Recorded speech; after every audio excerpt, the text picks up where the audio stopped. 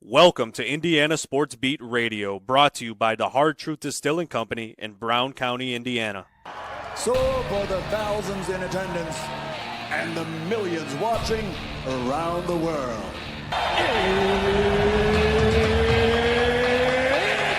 time! 3 on the way. Oh! It went in! It went in! And Indiana wins the ball game! Know your role and shut your mouth, you jabroni! Float game for the win! Ayler's gone! Goodbye, touchdown, Indy! Woo! IU! America! They got a football team now! It's pretty simple. I win. Google me. You know that I'm the cream of the crop. Now, from the Hard Truth Studios, here's Jim Coyle. Hello, sports fans. Welcome aboard to another edition of Indiana Sports Beat Radio, coming to you from the Hard Truth Studios here on this blistery Thursday. At least it is here in the great state of Indiana. No matter where you are, how you're listening, we appreciate you. Well, on one of our great affiliates like 97.7 ESPN, The Ref in Evansville, down in southwest Indiana. Always the right call. Up in the region on the voice of the region, 12:30 a.m., 104.7 FM WJOB, and in Fort Wayne on Fort Wayne's only sports station, 1380 The Fan. Keep it locked right here all day, every day for the best in sports content. Welcome aboard. Appreciate having you guys with us as we do each and every day. Another great show lined up. Coach Shannon Griffith will join us here in this first hour. Looking forward to I'm not going to get tired of talking about the college football playoffs. I'm going to be honest with you. What did I just say? I'm not going to get tired of talking about the college football Playoffs? Don't talk about it. Playoffs? You kidding me? Playoffs? I just hope. Yes, man, the playoffs. It's here. Love it. There's no point in me complaining more about, and this is for the fans, the ticket situation. Yeah, it sucks, but it is what it is. It's not changing this year. That's something that will eventually change, I believe, but I'm not so sure, because if they expand the playoffs, well, not if, but when they expand the playoffs, the Big Ten also, not only will the SEC and the Big Ten, the two big boys, not only are they going to try to get guaranteed spots, which I hate. I am absolutely behind and agree with Mike DeCourcy on this. You don't need guaranteed spots. If you're an SEC team and you're good enough, you're going to be in. Same with the Big Ten. You're going to be in. We'll talk more about that. We'll talk about how the path. I was asked about this in the publisher's writings for the Rivals. A blip on the Oregon-Penn State game last week before it happened, and I said, hey, Penn State's going to lose this game, but that's going to be the biggest win of their season, because losing to Oregon was going to put them in a position in which they would host a home game against the weakest or the lowest ranked member of the playoffs. That's not how it's supposed to be. Then, if they win that game, a home game no less, they would again play the weakest of the automatic buys, Boise State, I believe. So Oregon, on the other hand, look at their path. Not easy. I think they played the winner of the Ohio State-Tennessee game. Come on. Yeah, it's not flawless, but it is what it is. Appreciate having you guys along today. Also, in our first hour, we'll have Sir Bob Kravitz. I don't know why I want to add the sir to that, but just thought I might. It sounded good at the time. In our second hour, Tim Brando from Fox Broadcasting, Fox Sports. has done several IU games over the last couple of years. Looking forward to talking to Tim. Have not had him on before, but you want to talk about one of the veterans of college sports broadcasting, specifically football and basketball. Tim Brando has been there, done that, and got the T-shirts. ESPN, CBS, Fox, a long and distinguished career. Looking forward to talking to Tim about all these changes that are going on. Bill Belichick to North Carolina. Now, a lot of people have jumped out and just said how crazy it is. I think it's not crazy. I don't know how much of a long-term plan it is, but I could also see his defensive coordinator being his son, who is at Washington right now, and then setting it up perfectly to hand it off for him to take over as the head coach. But I don't think it's going to be as big an issue now. It used to be, this would have been an impossibility 3-4 years ago. But because of the transfer portal, it has become very NFL-like, but easier to manage and manipulate than the NFL because you actually have contracts in the NFL. These players are tied down. They can't move at will. Where in the college game, that's not a problem. You during portal season, when it's time to go portaling, people used to go, when you're young, if you're a country person like me, you used to go turtling. Portaling is now the deal. Well, all he needs is a GM. Everyone talks about, well, he hasn't done. You know what? All he has to do is win football games. He can handle that end of it. I'm pretty certain. But he will have to have someone else to handle the minutia of the recruiting. But that's not a big deal today. You just hire somebody to handle that. Now he comes in and puts the final stamp on it. How about that into a player's home? Bill Belichick, 6-time Super Bowl champion. And I guarantee you that rough, gruff, Bill Belichick NFL stick will not be the one you see in college. It's not going to be the one that the recruits see and all of that. So you know what? I think that's going to be fine for North Carolina. I really do. I mean, who else were they going to get? But I don't know that's a long-term solution for anyone. Quick fix, maybe. They could not find their Kurt Signetti. Speaking of Kurt Signetti, finalist for the Eddie Robinson National Coach of the Year Award from the Football Association, Writers Association of America. There are so many Coach of the Year honors, but there are some big ones. That's one of them. The AP, obviously, is another. I don't see how Kurt Signetti does not win either of those, to be honest with you. There's just no one that has done anything close to what he has done this year, the success, year-over-year change. And that's what it's Coach of the Year, not most successful coach. It's not most popular coach.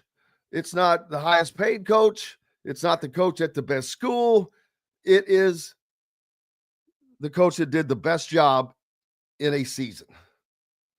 And if taking a 3-9, 1-8, losing his Division I, losing his program to 11-1 in the college football playoffs is not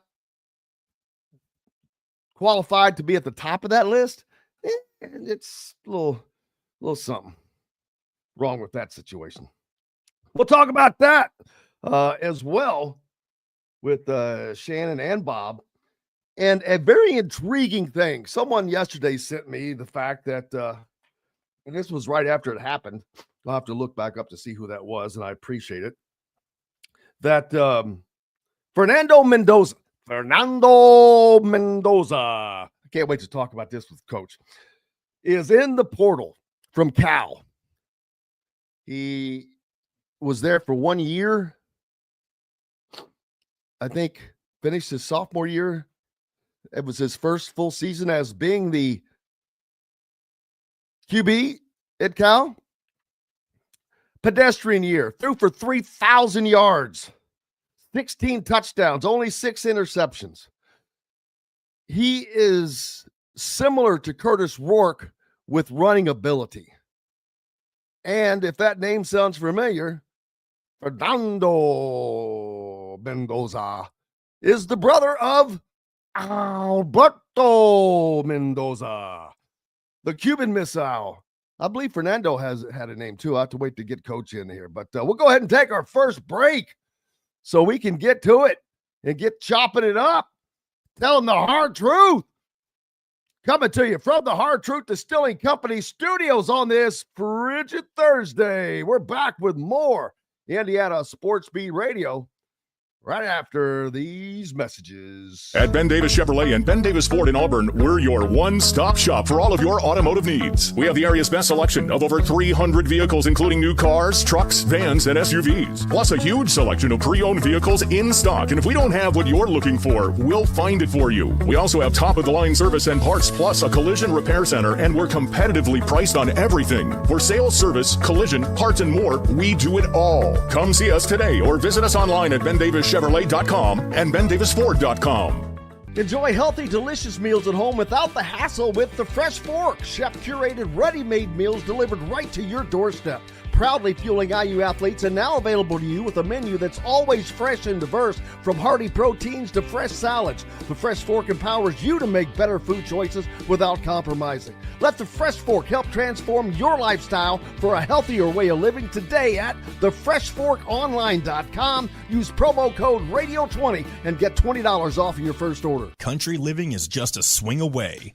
It can be hard to find the exact home that fits your family's needs, so there couldn't be a better time to build a new home with Property Shore Construction. Now building exclusively south of Bloomington within the Stonecrest Golf community. Choose from one of the gorgeous Stonecrest Signature Series house plans. We have several lots available with scenic views of the golf course. Contact Amy Rhoda with Revesco Real Estate for additional information. 812-583-0919 or go to mystonecrestliving.com. Ugly Grouper, located on beautiful Anna Maria in Florida, is the place to be, and not just because they have unforgettable meals, including locally sourced seafood. The Ugly Grouper has your favorite craft beers and cocktails, along with live music every day. The Ugly Grouper is family-friendly, able to host private parties, and has the biggest grouper you've ever seen. The Ugly Grouper is the place to be on Anna Maria Island, Florida. Tell them Indiana Sports Beat sent you. Go to theuglygrouper.com for more information. Located on 325 acres in beautiful Brown County, Indiana, Hard Truth Distilling Company is the biggest and the best craft distillery around. While Hard Truth is already known for producing internationally awarded whiskeys and spirits like Hard Truth's sour mash bourbons, sweet mash, and hard road ryes, as well as their cinnamon vodka and the always popular toasted coconut rum. Hard Truth Distillery offers so much more. With a full-service restaurant, ATV, and distillery tours, as well as live music, you can spend an entire day at Hard Truth Distillery while making your entire family or group happy. And that's the Hard Truth. Hard Truth products are available across Indiana, as well as many other states. So no matter where you shop, if they don't carry your favorite Hard Truth product, tell them you want the truth, the Hard Truth. Hard Truth Distilling Company encourages you to enjoy all of their products responsibly and to never drink and drive. Brian's done a tremendous job as a coordinator and has every year since he's been the coordinator. I think this is his third full year now as coordinator, I believe. If I'm not mistaken, we're number one against the rush and number two in least amount of yards given up per game. And I mean, we play with that edge, fast, physical, tough, run to the ball, swarm the ball, pressure the quarterback, just like every defense I've had since really I went to JMU in 19. And that's when that philosophy of being disruptive up front was put in place. and a premium put on those front guys and linebackers. Things have been tweaked through the years. We play more zone now than we used to play. But our guys really play in, play out. It's not always perfect. But we play with a nasty edge, and we get a lot of hats to the ball. And we're going to have to be able to stop the run this week in the next game. Notre Dame's got an excellent running game, and the quarterback alone has rushed for about 750 yards. So you add that to it, and it'd be quite the challenge. Absolutely. Welcome back to the Hard Truth Distilling Company studios on this Thursday. Coach Shannon Griffith joining us here from Hoosier Tailgate. Sir, how are you? What's the weather like in beautiful Northern Indiana? I was trying to think of a tropical Fort Wayne. Yeah. It's about as cold as you can get. Yeah. Well, you're closer to the North Pole there, man. That's what happens. That's right. Yeah, that's what happens. It's got that little frigid wind outside the window, and it's playing havoc with this knee of mine that I had operated on because it doesn't adjust well to these temperature fluctuations. But other than that, everything going great. The college football world is in a complete and utter craziness right now with coaching moves and the college football playoffs. Belichick coming back to the game of college football, $30 million over 3 years. And it's not about the money, people, although no one will turn that down. But when you're, that 24-year-old girlfriend, she probably has expensive taste. Yeah, that's true. And if people were worried about his age, coaching football, he's got a 24-year-old girlfriend. I'd say she's keeping him younger. But did you hear his allure as to why the college game piqued its interest now? No, but I mean, I have a pretty good understanding. He won the Super Bowl 6 times. He's a pretty good football coach. He's seeing it more now with paying the players as a quote unquote mini NFL. Well, it is. I before always has been. I talked about. Well, no, not like it is now, because it is better than the NFL. And the NFL, you get the players that you want. You try to get the players you want. But the thing is, once those guys, they sign contracts, they're locked into those contracts. So they're not readily available. They can't move about as freely. In the college game, it's willy-nilly.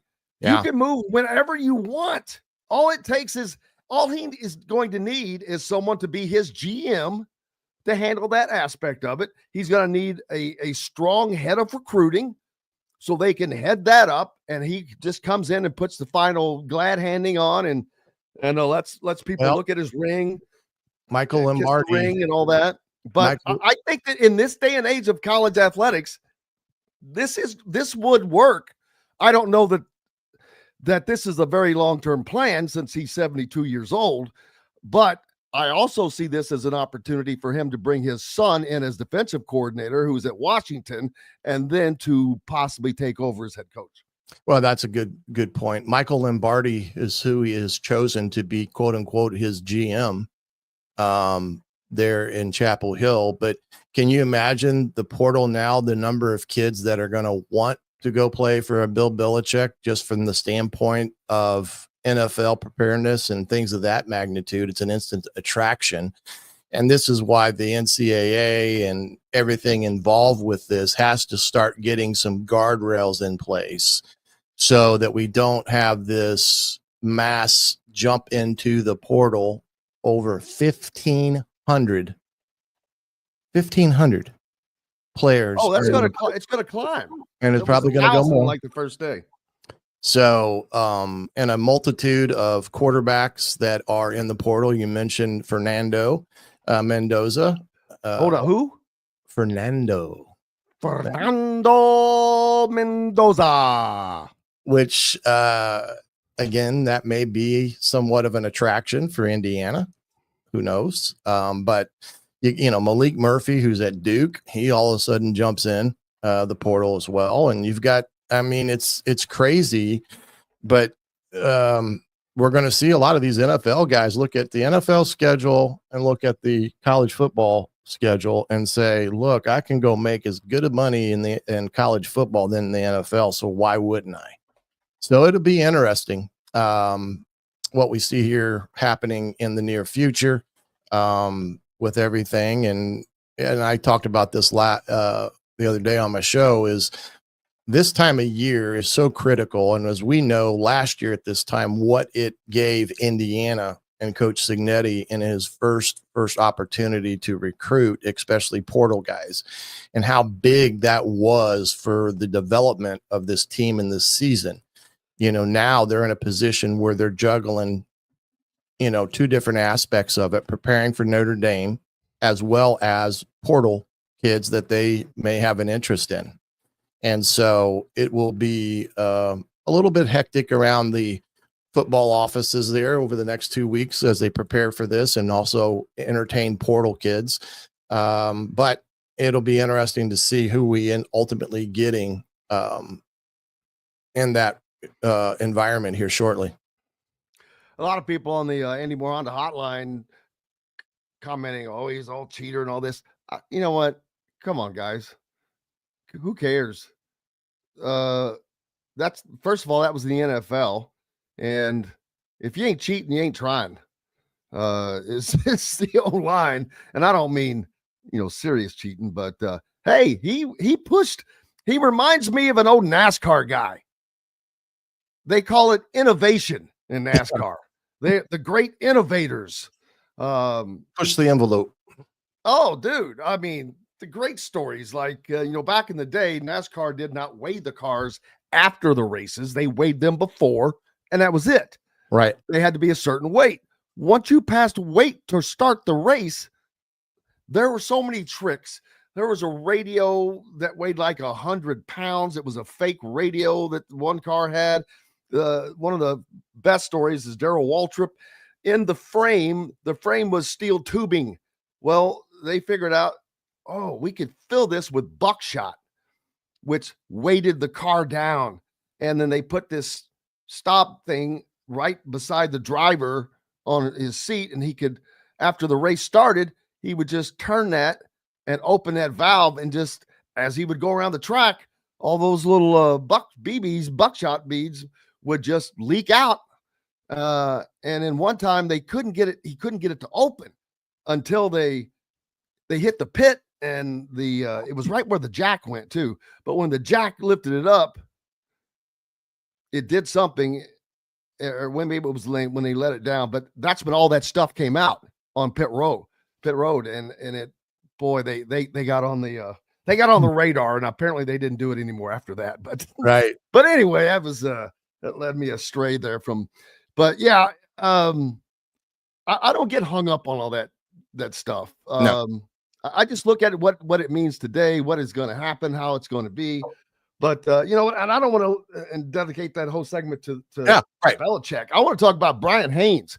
The reason I started it off with that clip, Bryan Haynes now a finalist for the Broyles Award for the second consecutive season. And no one knows the answer to this. That I have not been able to find this answer, but I have reached out to the folks with the Broyles Award.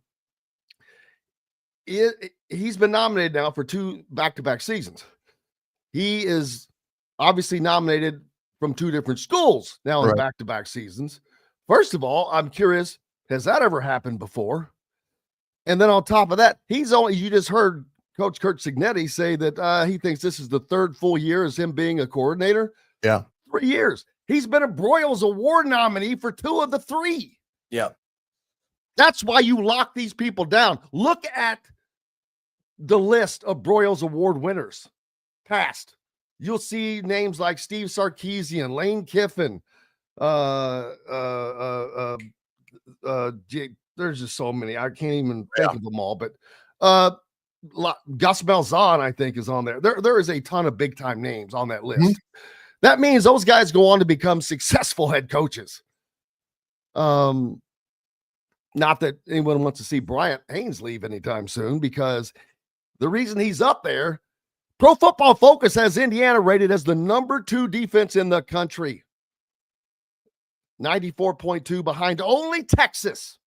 Overall, the defense has allowed 20-plus points just 3 times this season, 30 points just once, and they held their opponents to under 300 yards in total offense 7 times. They were only like 16 yards from doing that to Ohio State, and they gave up 49 yards on 2 plays. To put that in perspective. Right. He makes great in-game adjustments, which is why this defense has been able to be successful in both halves virtually every game. They have not had really a bad game. I mean, even in the loss to Ohio State, really wasn't on the defense. No, and actually, they actually kept it in. That was their season, Ohio State's season low in yardage. But yeah, it's just been there's a reason, and sure like to see him win that. That would be cool for him. Absolutely. He's deserving. Like I said, I couldn't lock him down when I was coaching back at Manchester in his first job. I didn't have enough money like Sig did, but he's being paid very well. And he's earned it.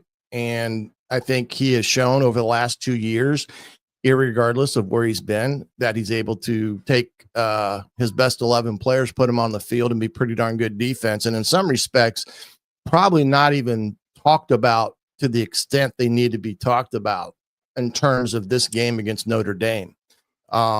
This will be probably Notre Dame's toughest defense they have faced all year. Oh, without question. And it's not even being a hot topic of discussion, but it will also be the toughest offense Indiana has faced all year. Notre Dame is the number 3 ranked total offensive team in the country, right behind the Indiana Hoosiers. Right. And I think that the one thing that Indiana defensively, you got Riley Leonard, and what he brings to the table, and they're going to have to devise a plan that keeps him in check because he's a running quarterback, and he's hurt many teams throughout the season being able to run the football effectively. And then you've got the Jeremiah Love kid as well. He's their top rusher, and so and their top receiver is Bo Collins. So those are the top names when you look at Notre Dame's offense that goes behind a very, very stout offensive line that Indiana's defensive front will have to, cause some havoc there and disrupt a Notre Dame offense that, for the most part, similar to IU's, has gotten in games where they've gotten themselves in rhythm and ahead of the chains and put themselves in the best position to achieve first downs and score. But I think when you look at this matchup, it's 8 degrees in South Bend. Yeah, I don't think they're practicing outside today. But yeah, you know what? I used to be able to roll my R's because I speak some Spanish, but I don't know what's happened later. The voice has gotten a little deeper maybe, but I've lost the ability to there you go. There it was. I can't get it going though. Alberto Mendoza. But I sent out a tweet yesterday when I got that information, and it said, I'm not sure that he would want to compete against his brother. And then I was reading some stuff this morning. ESPN, one of their who was that? Tom Luganville, longtime ESPN football analyst. He put out his list of quarterbacks and matchups of what he thought would be a great matchup for the schools. Jackson Arnold is transferring from Oklahoma. He said, best fit would be Mississippi State. Caden Salter, who everybody would love to have from Liberty, he thinks his best fit will be at Colorado, and that's probably where he's going to end up, which ironically will put Juju Lewis on the back burner, which maybe he's fine with that for a year. Not sure. That was his plan. But long story short, he also lists Fernando, I can't get it going now. Fernando Mendoza with the Indiana Hoosiers. So I found that very ironic because this kid is a Cignetti type of player. He's a Cignetti type quarterback to a T. He can throw the ball. He has experience. He has production. He threw for over 3,000 yards at Cal this year. 16 touchdowns against 6 INTs, but he also runs the ball. Yeah, that's the big difference. It brings that second element that Cignetti's offenses have always had, and it just adds another dimension. Can you imagine this team? Now, I don't know if they would be as good or not. I'm not going to say that because obviously Curtis Rourke has done a tremendous job being a quarterback, everything you would want. He doesn't run the ball much because of having a prior injury, and no one wants to see him get hurt. But this kid is just finishing up his sophomore year. I just don't know because his brother is here, although, you know, his brother probably not expected to start next year anyway. You'd probably see him as being third on the depth chart in 2025 without the addition of a fourth quarterback, which they were going to add anyway. Yeah. So, and since they did not add one from high school, you're not going to add a young guy. So you need a guy that can play now. Maybe this isn't as crazy as I thought it was when I first put it out there. No, I do think there will probably be some interest on both sides of the coin there potentially, but you know, Indiana has to bring in a guy. They only have 3 scholarship quarterbacks. Who knows what, you know, Taven could, you know, what he is thinking or deciding to do, but they need that extra quarterback to step in there to challenge Taven. And that's why it makes the team better when you have capable bodies at that position. Now, I'm not sure. I think we all understand that Taven can be a quarterback that runs the ball if they wanted to design things around him, but I'm not sure Taven sees himself that way. I think Taven sees himself as a true pocket drop back passer, a la Curtis Rourke. So it'll be interesting to see who they may have interest in. I've also seen the kid from Western Kentucky as a possibility as well. And it's, again, the problem with the portal and everything that's going on, as I heard Jay Norville talk about this last week, is, you know, you got all these agents out there and they're contacting these kids that if you go on the portal, I can get you X. Well, it's one of those things that can cause some problems as well. So you got to make sure you're talking to the right people and getting to the heart of the matter. But Indiana, no question, is going to look in the portal for a quarterback, just like they're going to look for wide receivers or no linemen and things of that nature. But, you know, back to the Bryan Haynes aspect of all this as well, doing what he's done. And I don't think it has been that way where they've had 2 different times where a finalist has come from 2 different schools. Yeah, I said that to Bryant, and I was looking for that 1%, but he didn't seem to agree. But he is a very, very good football coach. And I think what he does well is he takes it from input from all of his assistant coaches. I think they all have a fair share in their game plan and what they're going to do and how they're going to attack people. And even at, like you said, the adjustments made at halftime, I don't think he is definitely one of those it's my way or the highway type of DCs. I think he has involved the assistants as well as his, you know, the players on the field, and Aiden Fisher and Walker and those guys are very valued in the defense, and he expects a lot of that out of them on the field as well. So it's not a surprise as good a job he's done. And you can tell that Sig is not going to let him get too far away. If he can stop it from happening, he will. Nor Mike Shanahan, nor should they. Oh, Mike Shannon Griffith, appreciate you, my friend. Make sure you join him on Hoosier Tailgate. And boy, it's going to be nice to have a week off. I'm not going to lie to you this weekend. Recharge. Yep. I'm not even going to do a post-game basketball show Friday night. The game wouldn't start till 10:30 or 10 o'clock, whatever. Well, look at it this way. You get your Christmas shopping done. Appreciate you, brother. We'll talk to you soon. I will, and I'm looking forward to the talk with Mr. Tim Brando, who I got to talk with at the Purdue game. Very, very, very interesting conversation with him. So I'm interested to hear what he has to say with you today. Absolutely. We're back with more, including Sir Bob Kravitz, right after this break from the Hard Truth Distilling Company Studios.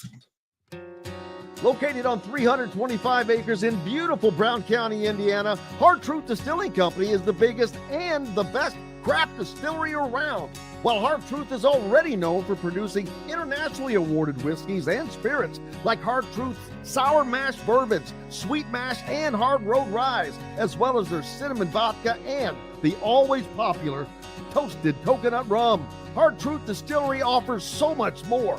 With a full-service restaurant, ATV, and distillery tours, as well as live music, you can spend an entire day at Hard Truth Distillery while making your entire family or group happy. And that's the Hard Truth. Hard Truth products are available across Indiana, as well as many other states. So no matter where you shop, if they don't carry your favorite Hard Truth product, tell them you want the truth, the Hard Truth. Hard Truth Distilling Company encourages you to enjoy all of their products responsibly and to never drink and drive. When it comes to apparel and promotions, Freethink has you covered, literally, whether it's 24 or 200 shirts for sports leagues, businesses, or groups. Freethink Apparel and Promotions can also create your very own merchandising store. Freethink Apparel and Promotions did it for Indiana Sports Beat Radio, and they can do it for you. Whether it's screen printing, embroidery, digital printing, promotional products, vehicle wraps, or anything else under the promotional line. See what Freethink Apparel and Promotions can do for you at freethinkapparel.com. Know a team or group needing a fundraiser? Boost Fundraising raises more money faster and offers the most unique and user-friendly online fundraiser in the nation. Your team receives personalized fundraising pages for each team member. Free team-branded promo gifts shipped to each donor. Boost Fundraising does it all. Sports teams, marching bands, charity causes, and community groups. Go to boostfundraising.com and be sure to enter the promo code COYLE, that's COYLE, to receive a discounted fundraiser. If you're looking for a home in the Indianapolis area, you need Cheryl Sizemore from RE/MAX Advanced Realty. Cheryl Sizemore has over 2 decades of experience, and that could be the difference in getting the home you want in today's tough housing market. Reach out to Cheryl Sizemore from RE/MAX Realty at cheryl@indyhomepros.com or 317-701-0838. 317-701-0838. Let Cheryl Sizemore help you find the home you want today. At Ben Davis Chevrolet and Ben Davis Ford in Auburn, we're your one-stop shop for all of your automotive needs. We have the area's best selection of over 300 vehicles, including new cars, trucks, vans, and SUVs. Plus a huge selection of pre-owned vehicles in stock. And if we don't have what you're looking for, we'll find it for you. We also have top-of-the-line service and parts, plus a collision repair center, and we're competitively priced on everything. For sales, service, collision, parts, and more, we do it all. Come see us today or visit us online at bendavischevrolet.com and bendavisford.com. Welcome back to the Hard Truth Distilling Company Studios on this Thursday, joined now by Sir Bob Kravitz from bobkravitz.com. How are you, sir? I'm good, man. How are you? Just trying to stay warm. I don't like these cold days, man. No, I need a vacation somewhere warm. Got any ideas? Yeah, well, one of the commenters on the Andy Moran hotline suggested that December become just a holiday month for all Americans. And I have to say, I agree with that. If we could all move to the southern part of the country for like 2 months, that would be great. If I could just have January and February, that would be great. Yeah, I miss my golf. I just can't stand it being cold. It's this cold. I mean, it's way, that's not fun. Yeah. Not fun. But I'll tell you what's not cold is college football talk around here for multiple reasons. Obviously, the clash coming up between Notre Dame and Indiana continues to be one of the hottest trending stories. Ticket prices are sky high. What is your take on why that is? Why are tickets so expensive? Is it because they haven't played in so long? Is it because Indiana fans are jacked and they're not getting any tickets, basically? None. I have a good friend who's an alum, a member of the Alumni Association, and he received an email, I guess, in the last couple of days saying that Indiana got a very small allotment of tickets. 3,500. What was it? 3,500. 3,500.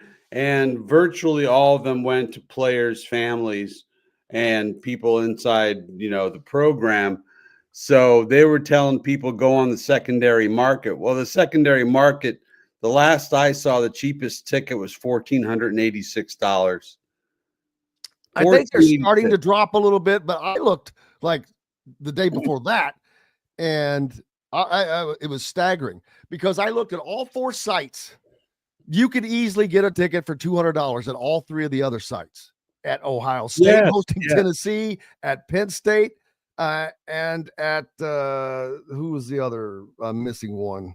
I know. Anyway, it was Texas. It was in Texas. $200. You could go to all 3 of those games for less than you could go see Indiana and Notre Dame. And a lot of people are complaining, and I acknowledge the ticket situation. It's stupid. They're not treating it like a bowl game, which the very next round would be a bowl game. They're treating it like a typical Notre Dame home game. Well, that's how they all, for everyone. That's how it's set up. Right. And that's got to change. And if they go to, not if, when they extend the playoffs, expand rather, I don't know that it changes because they're not going to rent out all these other stadiums. Indiana, Notre Dame at Lucas Oil Stadium, that would be huge. Now, the home team has the ability to make that change, but nobody is going to give up a home game, even though they don't make the money on the ticket sales. They only get concessions. No, that goes to the college football playoff. College football playoff, right? But so it really does them no good to give Indiana such a small allotment. I mean, I can't see the reason behind it, but it's I'll tell you what, I wouldn't pay $500. I mean, it's a once in a lifetime thing, Indiana, Notre Dame. It just doesn't happen very often, but I was there the last time it did. What's that? I was there the last time it did. I'm was sure that 1990 what? 1991. Yeah. Where were you then? Were you in Denver? Where were you? I was in Denver. Yes. Boom! Nailed it. Yeah, I moved around a lot, so that's pretty impressive. But yeah, I am looking. Forcing fans like Indiana fans or whomever, in this case it's the Indiana fans, but forcing them to the secondary ticket market, that's all you're doing. You're forcing Indiana fans to pay so much more for tickets, which is crazy because I saw someone, a Notre Dame fan, point out that, this game's on a Friday. Their fans don't live in South Bend. Right. They are, when you think of Indiana, you've got people coming from Fort Wayne and wherever they come down for those games. Well, South Bend, Notre Dame has a much bigger arc around. Oh, no doubt. So, A, they're coming from further away. B, this game's on a Friday night. There's no places hardly to stay. South Bend is not a metropolitan city. I got a room out in Elkhart, which is 26 minutes away from South Bend Stadium. I checked it out. So I am not going to write from my couch, Indiana. It's going to be South Bend, Indiana for I got credentials. When I was there the last time, Bob, the one thing that I remember was they had the best hot dogs that I had ever had. I'm sure that has changed. But it was very cool because I was just starting out in my media career. I was down at WOKY in Louisville at the CBS station. and myself and Rick Van Hoos, who is now the news anchor for LKY, but he was the number 2 sports guy then.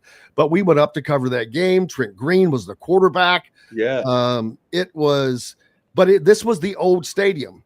This was before. Now you see it, and it doesn't look the same because they built up the end and the sides with these buildings, in essence, and added a section around the upper bowl, which increased the seating, blocking out the touchdown Jesus.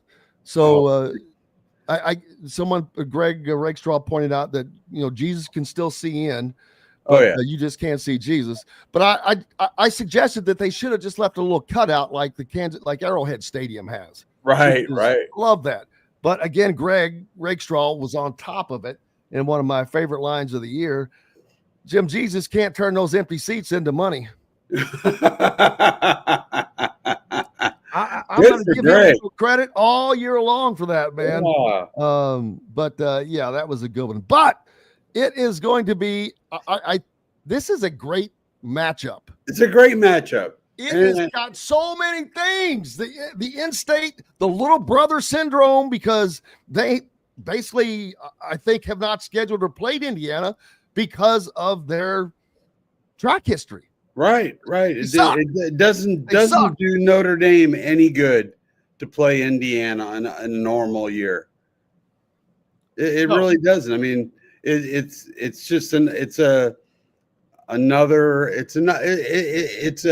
a non-impactful victory. Absolutely. And this is an opportunity. Indiana has the number 2 defense in the country. Right. Great. Notre Dame has one of the best running offenses in the country. That's the game right there. It is just going to be huge. Indiana is a better passing team without question, but can they protect Curtis Rourke? He's not the runner that Notre Dame has at quarterback. So it's going to be it's just going to be a very, very interesting game. We've got, another week to talk about it, but it's not enough. I'm glad we have 2 weeks. I'm glad we have 2 weeks, honestly. I'm just blown away that they're in the CFP. I mean, not Notre Dame. We knew Notre Dame would be there somehow, some way, by hook or by crook, even though they lost to Northern Illinois, which I just like to mention. But yeah, this is going to be it's going to be like Brian here just mentioned. It's going to be Rudy against Hoosiers. They ought to make David. Yeah, I said that last week. Did you? Okay, yeah. David Anspaugh was the guy behind, and David Anspaugh. Both of those movies. How ironic is that? Yeah, it'd be cool if they ought to be Rudy and oh gosh, what was the character's name? Jimmy Chitwood. Jimmy Chitwood at doing the coin toss. Yes, they should be honorary captains. I agree. I should reach out to Angelo again and say, hey, you should get those guys to become honorary captains, and maybe he should play the referee in this role. Oh yeah, that'd be perfect. Are we casting for the movie of this? Yeah, maybe. Trent Green should be there. That would be cool. Now, 1991 is that the year that IU beat them? No, they have not won in South Bend since '98, and that is 1898. Yeah, I believe that was the first time they ever played. Maybe. Okay. Well, it's a good year for the Hoosiers. And here's more irony, which some of you already know, but they call it the house that Rock built, Newt Rockne.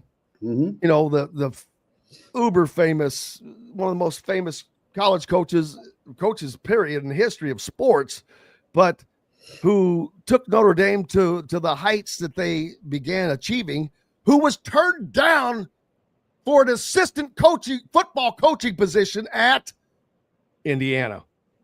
I did not know that. You seriously did not? I did not know that. Before he was the Newt Rockne that he wrote a letter to and was turned down to be an assistant football coach at Indiana. Well, that explains everything, doesn't it? There you go. Now you know the rest of the story. Good day. Very cool. Yeah, isn't that wild? I had no earthly clue. That's just like Bob Knight. He was this close to being Wisconsin's coach. Wisconsin, yeah. That I And know. instead he went to Indiana and beat Wisconsin for like 3 decades. Yes. That was kind of funny. Yeah, just again, more craziness. All kinds of things going on. Indiana has a quarterback by the name of Alberto Mendoza on the roster from Miami. He's in the middle of his freshman year. His brother, Fernando Mendoza, played for Cal last season, threw for over 3,000 yards, Bob. He's in the portal. He's a runner. He's a dual threat quarterback. Okay. 3,000 yards, 16 passing touchdowns, 6 interceptions. I forget how many more rushing touchdowns. I don't know about him coming to a place where he would be competing against his brother. Not that his brother is next in line per se, but there's enough difference between the two time-wise that it would work out. Not sure. That would be a great hit for Indiana. I was reading this morning in ESPN, and Tom Luganville was going through the quarterbacks that are in the portal and matching them up with what he thinks is their best fits for schools. Mm-hmm. And the first one on the list was Fernando Mendoza to Indiana. And I'm like, well, there you go. He is a Kurt Cignetti type of quarterback. Is he? He was overlooked coming out of high school, 2 or 3 star, I think maybe a 2-star, I don't know. 3,000 yards last year. Wow. At Cal. So but he has a couple of years left. Yeah. That'd be nice. It would be nice. A perfect fit. And, so many doors now are open to IU and Kurt Cignetti. So many. I'm sorry. Rockney didn't get the job in Indiana because he used to pal around with a Gipper who was a drunk, according to 5 Lefts. That's probably just a joke. I'm sure it is. Okay. What the hell was? I forgot what I was saying. I'm sorry. What were you talking about? So you weren't listening. Distracted. Okay. Well, I was, but I get distracted as well when I'm going through my old age, man. I'm just saying they're. I mean, you look at the amount of money they've raised for the NIL. They're in the top 20 in NIL, Bob. They're tied with Penn State. What's that? They're tied with like Penn State. Yeah. I mean, the money is coming, and for years and years and years, we've heard, well, we've got no money. We can't do this. I mean, the money's there. They're making plenty of money. What's the line on this one? 7.5 or something? It was 7.5 when it opened. I haven't looked at it. Yeah, I like IU to cover. I mean, I don't know if they'll win. I think they got a more than a puncher's chance. I think it's a 40-60 kind of game. But shoot, I'll take the 7.5 points in a heartbeat. Well, and here's the thing. Make no bones about it. Kurt Cignetti is and may always be pissed about the Ohio State game. It was a little embarrassing for him, I think, because, of all the talk, but that's okay.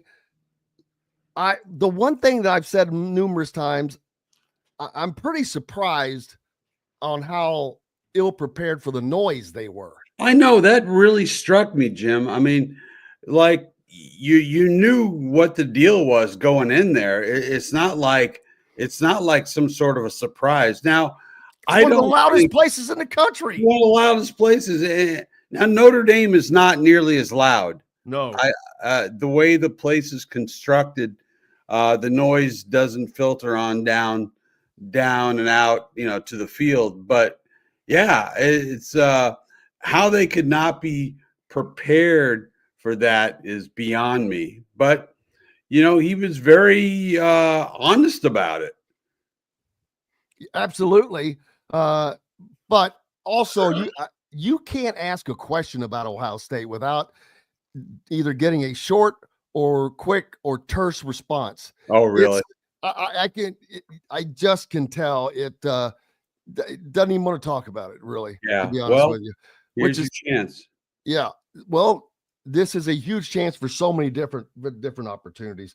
I know that we've got to jump out of here. Make sure you go to bobkravitz.com. He's got a piece up right now about where have the Pacers gone? What the Where's hell? Tyrese Halliburton gone? What the hell has happened to the Pacers? Man.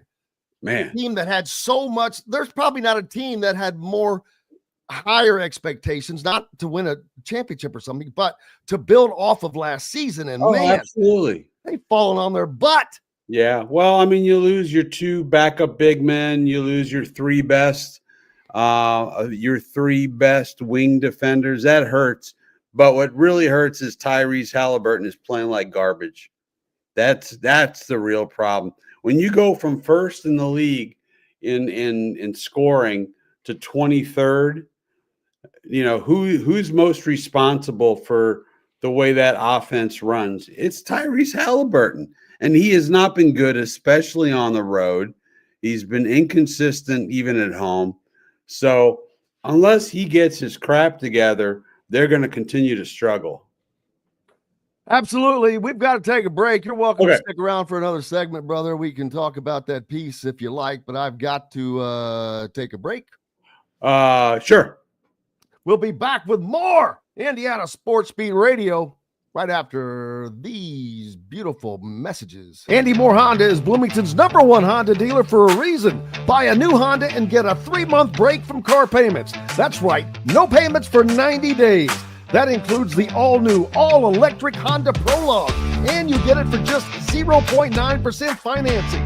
Or the 2024 Honda Ridgeline Black Edition or the Honda Accord LX, both for just 1.9% financing.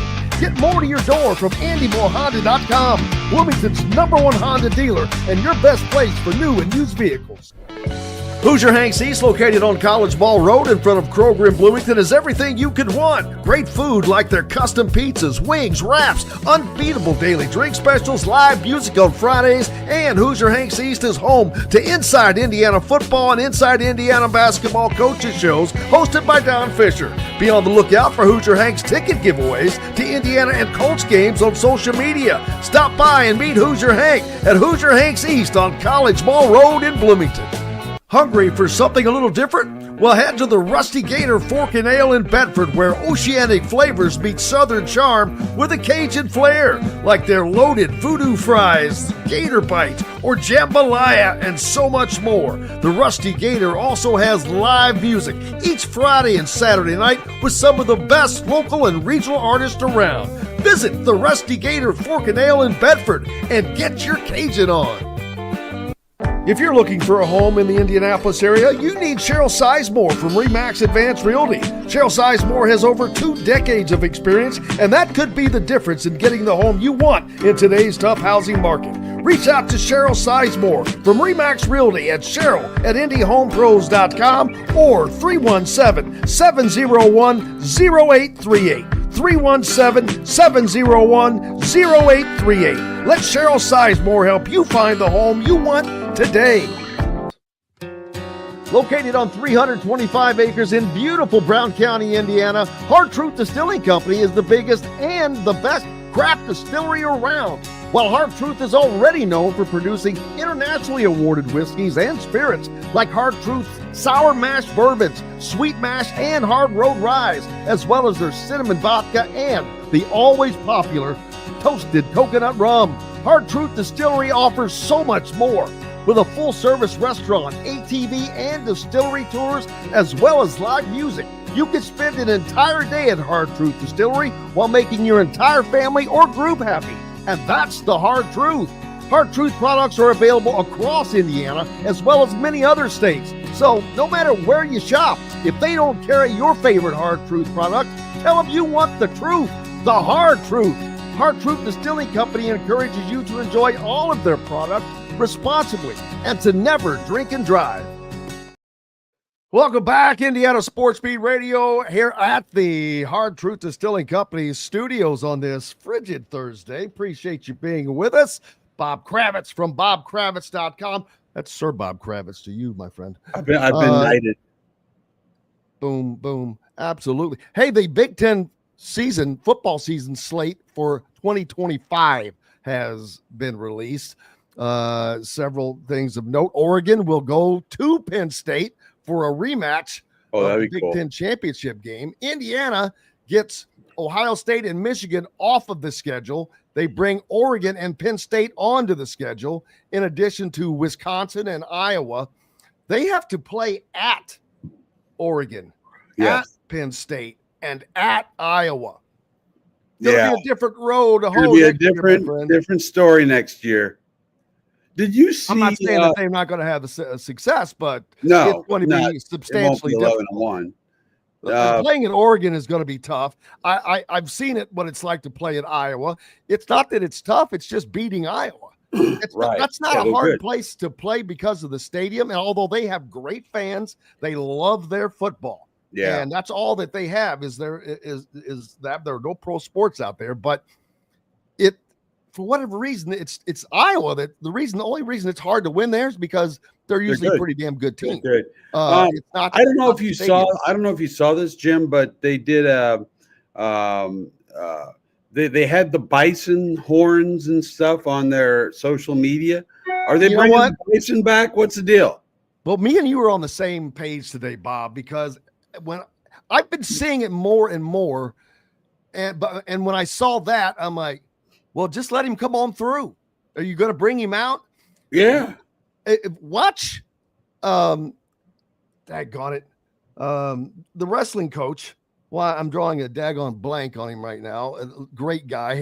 You talk about, there's a coach of the year for you. He has turned that program around. Okay. He has done a tremendous job from the region, former national champion for Indiana.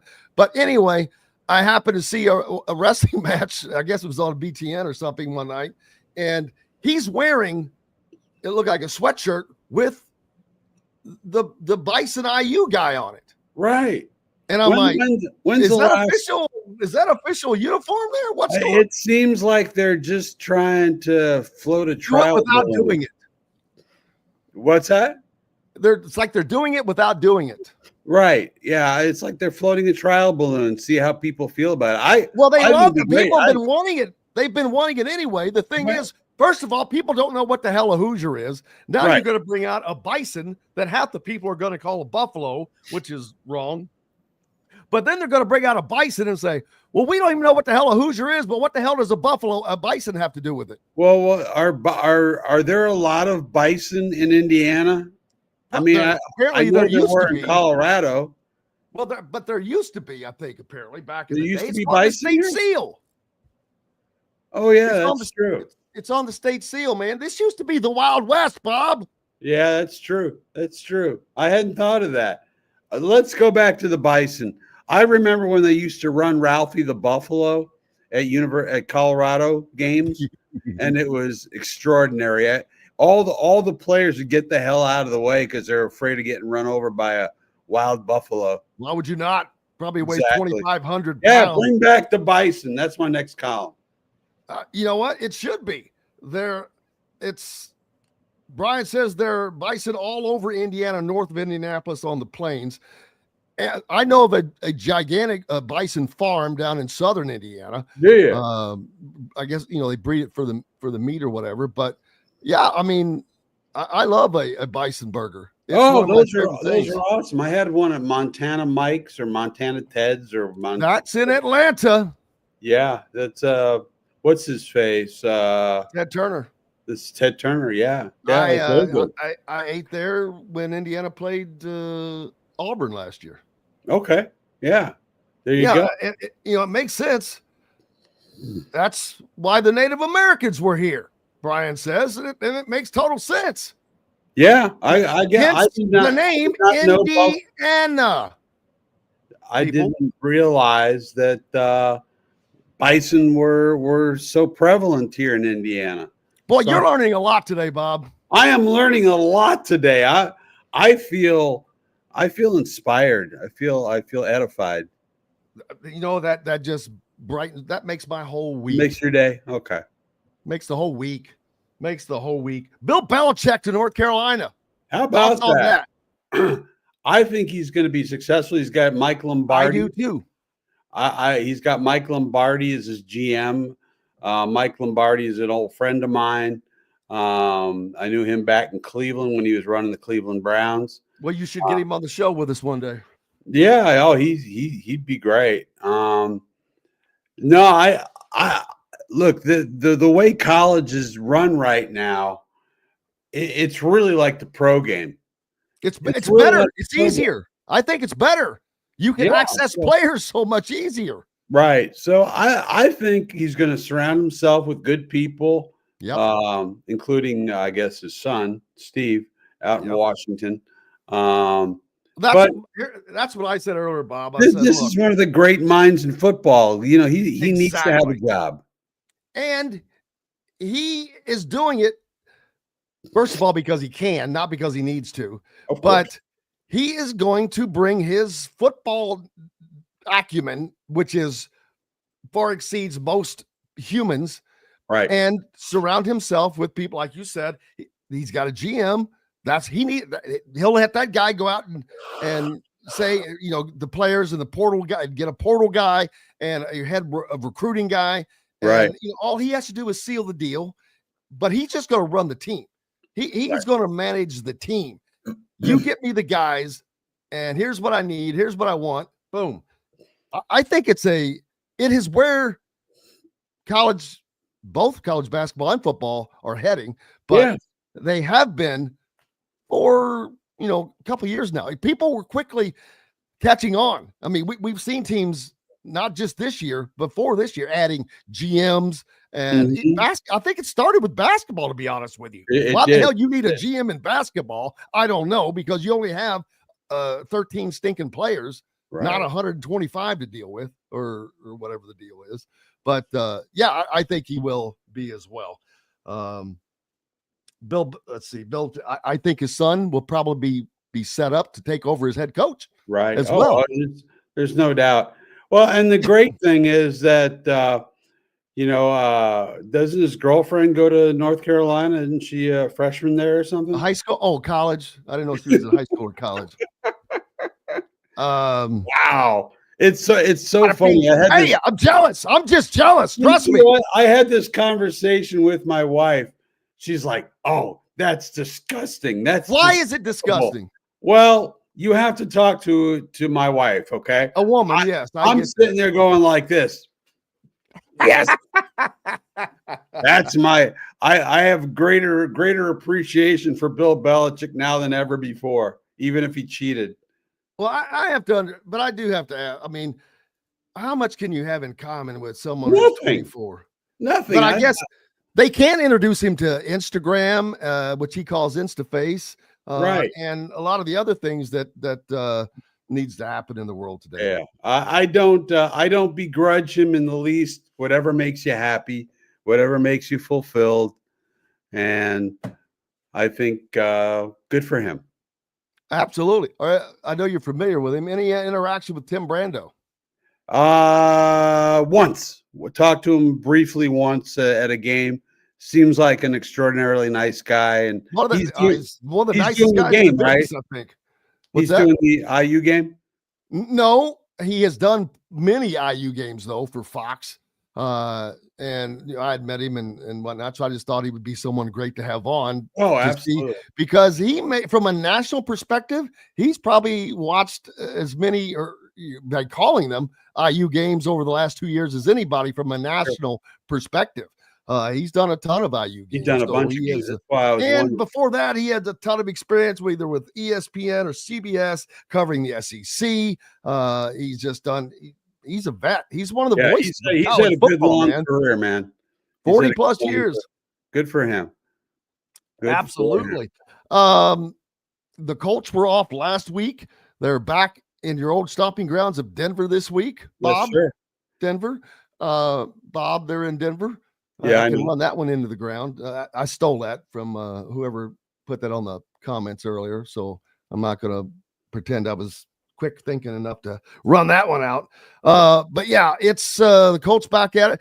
Colts they're trying. The Pacers, their ship has sailed. I don't know that you can get that one turned around this season. I think the Pacers can turn it around.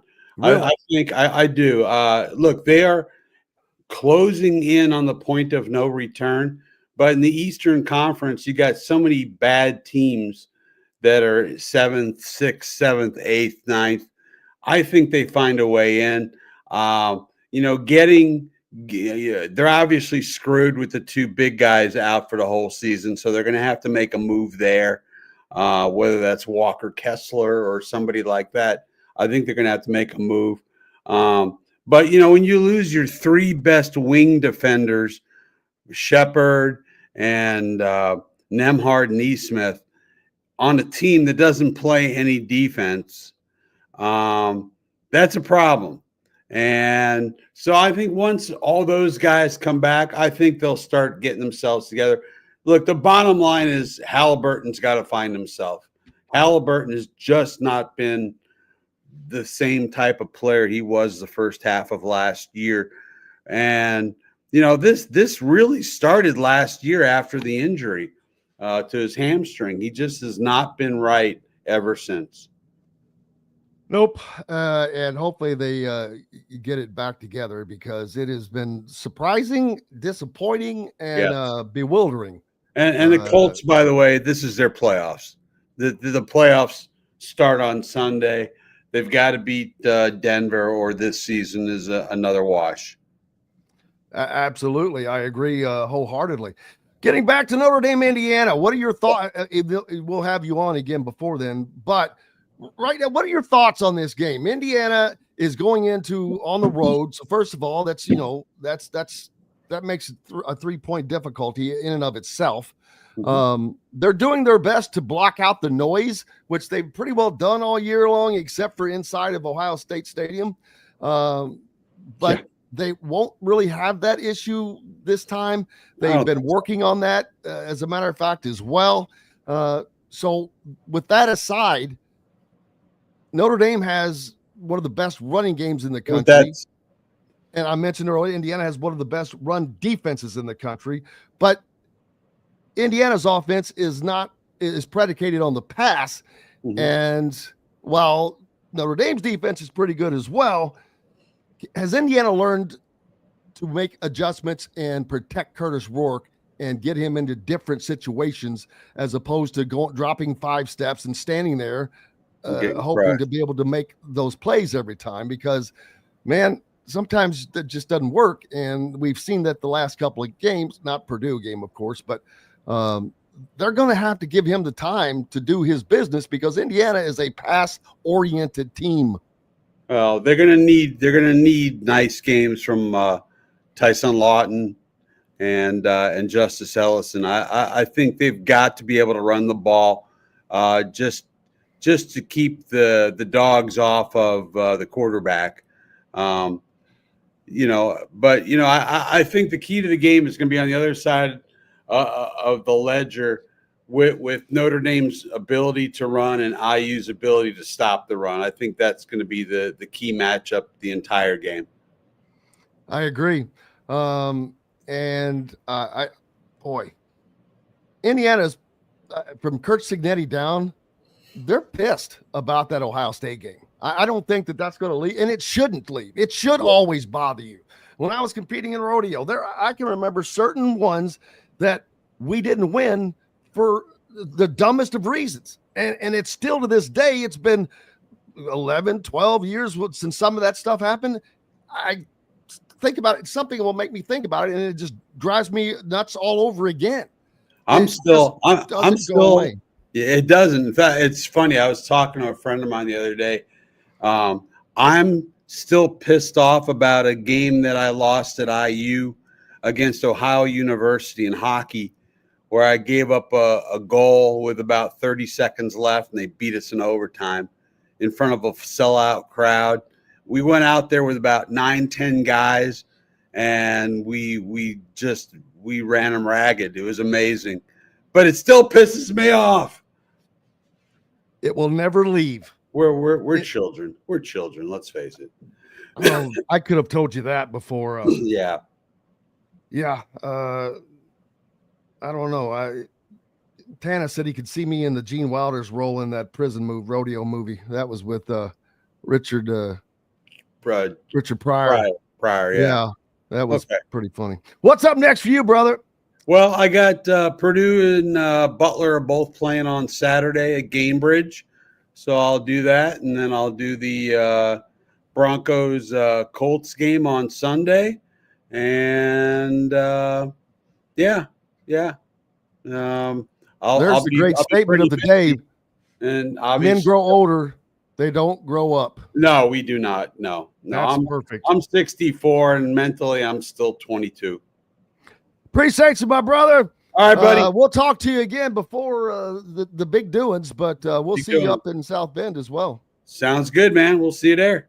Absolutely. The great Bob Kravitz, Sir Bob Kravitz from bobkravitz.com. Make sure you are going there. You should be a subscriber, covering everything from the Hoosiers, the Boilers, Notre Dame, Colts, Pacers, even the Fever as well. Whatever you like.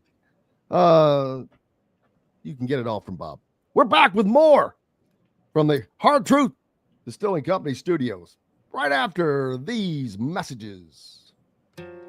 Located on 325 acres in beautiful Brown County, Indiana, Hard Truth Distilling Company is the biggest and the best craft distillery around. While Hard Truth is already known for producing internationally awarded whiskeys and spirits like Hard Truth's sour mash bourbons, sweet mash, and hard road ryes, as well as their cinnamon vodka and the always popular toasted coconut rum. Hard Truth Distillery offers so much more.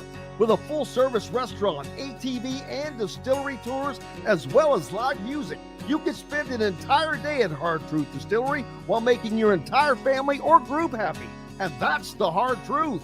Hard Truth products are available across Indiana, as well as many other states. So no matter where you shop, if they don't carry your favorite Hard Truth product, tell them you want the truth, the Hard Truth.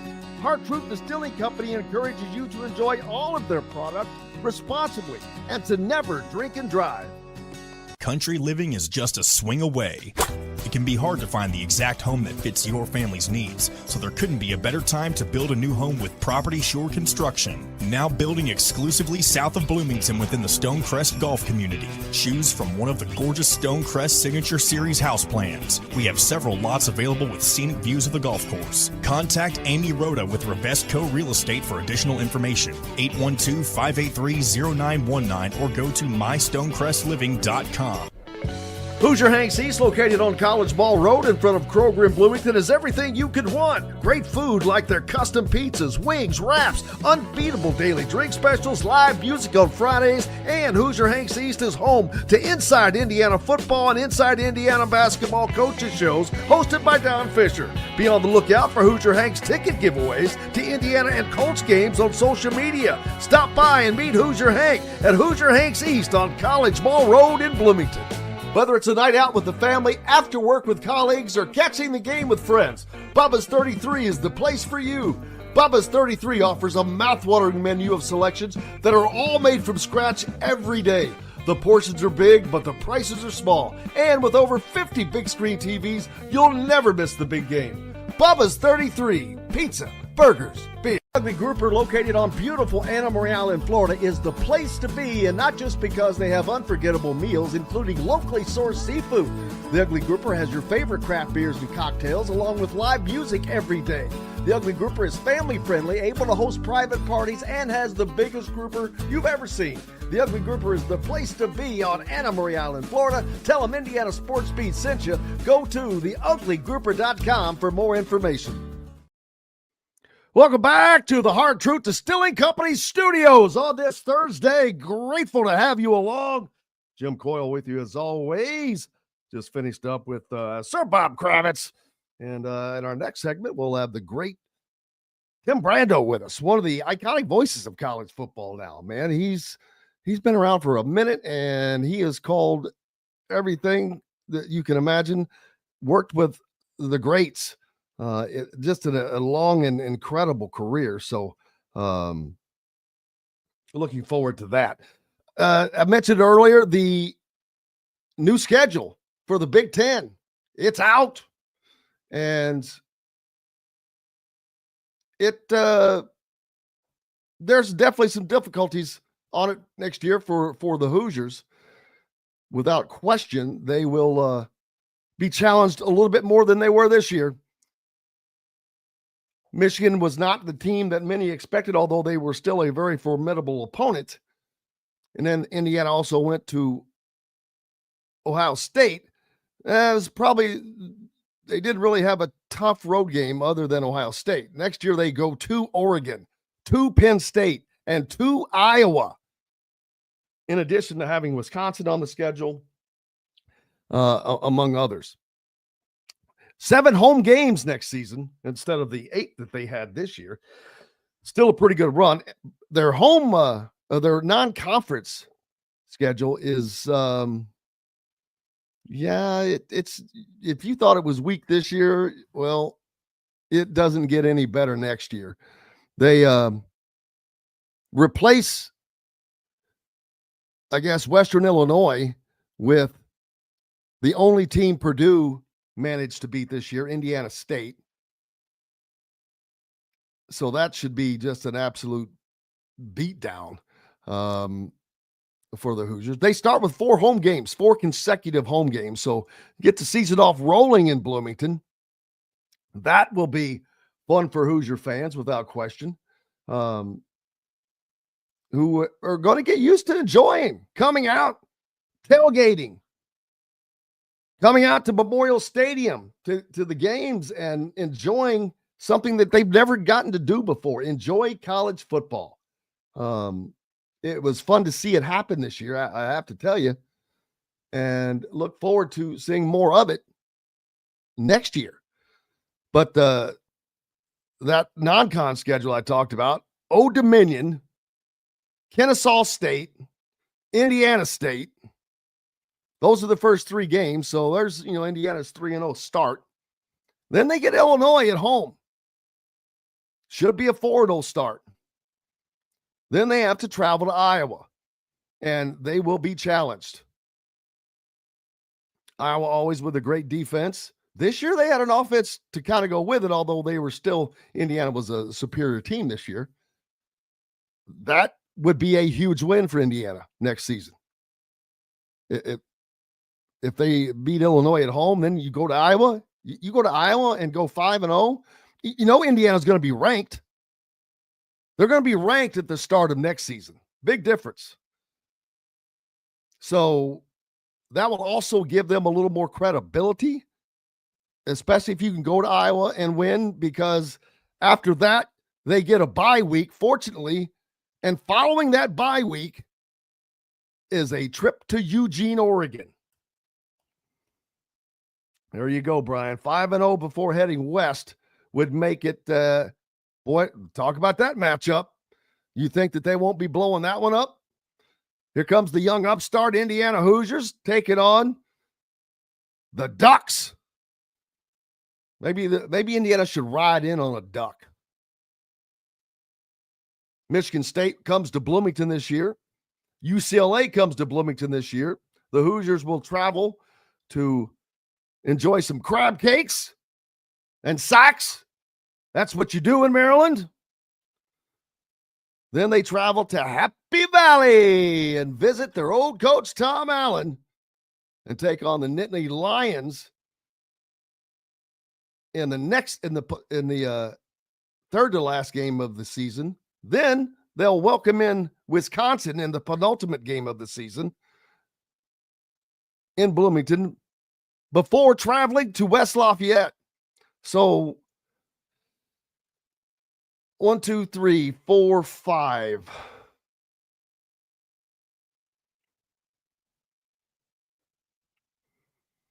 I see another 10-win season for Indiana next year.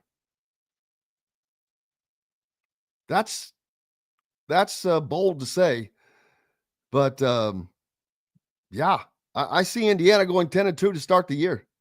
I mean, the regular season, rather. That's just my take on it. I just like where this team is. I like where they're going. Jason doesn't think Tom Allen will be at Penn State next year. Why?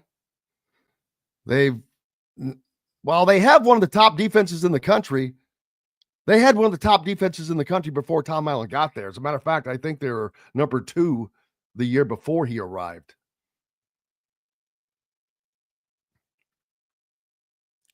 Chuck Cracker says it obviously depends on who they get at quarterback. Well, that goes without saying. But I expect Curt Cignetti and Mike Shanahan to get the guy that they probably want. I mean, not out of everyone, I guess, but I think that they're going to zero in on a guy that they are likely to be able to get and work him. We've already seen names of guys. Yes, we have been talking about that, Shell Cracker, extensively. That Mendoza kid from California, he's actually from Miami and is the brother of, now I went and Alberto Mendoza, the Cuban Missiles brothers that can sling it, man. I just don't know that he wants to come here and compete against his brother, even though his brother's not number 2 on the depth chart. Maybe not even number 3 right now. It'll be interesting to see. But he is no doubt, in my opinion, a Curt Cignetti type of quarterback.